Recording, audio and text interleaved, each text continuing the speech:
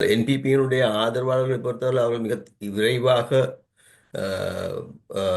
Frustration விரக்தி அடைந்து விடுவார்கள் என்று நான் எதிர்பார்க்க இல்லை. அதன் காரணமாக அவர்கள் இந்த அரசாங்கத்துக்கு கூடுதலான காலத்தையும் அந்த சந்தர்ப்பத்தையும் வழங்குவதற்கு தயாராக இருப்பார்கள்.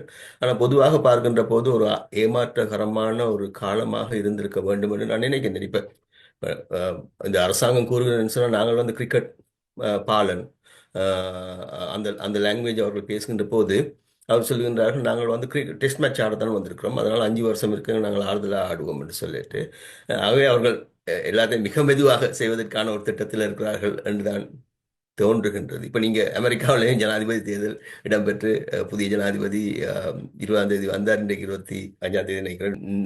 ஆனா இதுக்குள்ள நியாயமான மாற்றங்கள் செய்து விட்டார்.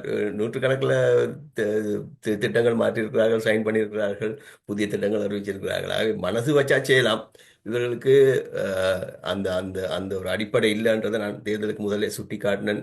ஒன்று, அனுபவம் இன்மை காரணமாக இந்த மாற்றங்கள் மெதுவாக இடம்பெறுவதாக இருக்கலாம், அல்லது மாற்றங்கள் ஏற்பட்டால் பெரிய ஒரு பிரச்சனை வந்துவிடும் என்ற அடிப்படையில் யோசிப்பதன் காரணமாக மாற்றங்கள் ஏற்படுவதற்கு தயங்குவதாக இருக்கலாம். ஆனால் ஒரு விஷயத்தில் நான் இந்த அரசாங்கம் பற்றி மகிழ்ச்சி அடைகின்றேன். என்னன்னு சொன்னால், இப்போ தேர்தலுக்கு முதல்ல ரணில் விக்ரமசிங்கனுடைய கொள்கைகளையும் ரணில் விக்ரமசிங்க IMF உடனாக மேற்கொண்ட ஒப்பந்தத்தை மிக கடுமையாக விமர்சித்துத்தான் இவர்கள் ஆட்சிக்கு வந்தார்கள்.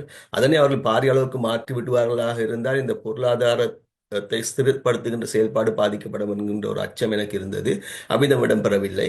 மாறாக இப்பொழுது ரணில் விக்ரமசிங்கனுடைய திட்டங்கள் முழுமையாக கிட்டத்தட்ட அப்படியே தொடர்ச்சியாக முன்னெடுத்து செல்வதை பார்க்கின்றோம். அது தொடர்ந்து முன்னெடுத்து செல்லப்படும் போன்றதான சிக்னல் தான் கிடைக்கின்றது. அந்த வகையில் நான் இந்த அரசாங்கத்தினுடைய இந்த 4 மாத செயல்பாடுகள் குறித்து மகிழ்ச்சி அடைந்ததாகத்தான் இருக்கின்றேன்.